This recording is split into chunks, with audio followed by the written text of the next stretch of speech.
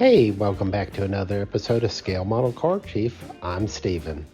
In this episode, we're going to be looking at converting the AMT Blue Printer Sunbeam Tiger into Agent 86 Maxwell Smart's Sunbeam Tiger from the popular 1960s spy comedy Get Smart.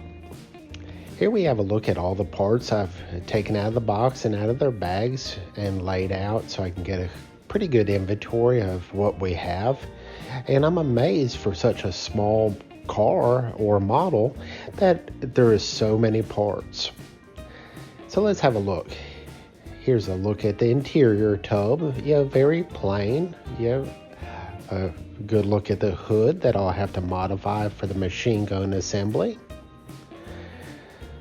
The chrome tree, with some fender skirts up front that I won't be using. That's for the custom version of the model.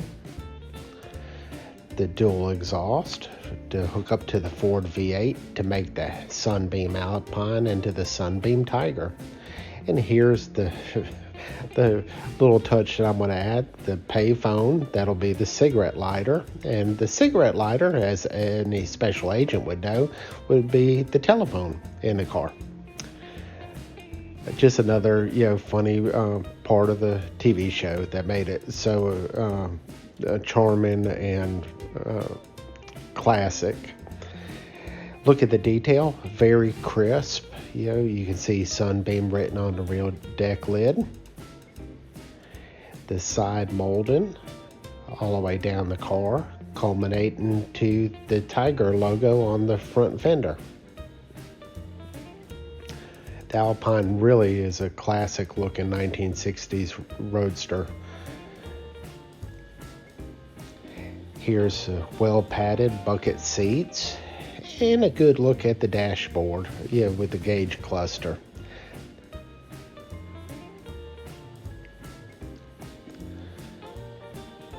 Again, I'm amazed at how many parts there are. Good look at that Alpine or the Sunbeam Tiger body profile. Let's reach for some more parts here. Some custom wheels for the custom version. Those will go to the parts box for future use on something, I guess. Let's look at the chrome tree. Now there's the factory type wheels that I'll be using for this build. The chrome bumpers and the valve covers, the gauges, the steering wheel, the bumperettes, or in Maxwell Smart's case, the bumperette rams to ram other vehicles out of the way. All right, let's see what else we have here.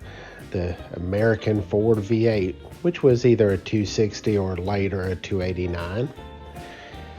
And on Maxwell Smart's car later in the series, where it had the machine gun that came up through the hood, they actually used an Alpine that was dressed like a Tiger because they needed the room under the hood with the 4-cylinder for the machine gun to poke up.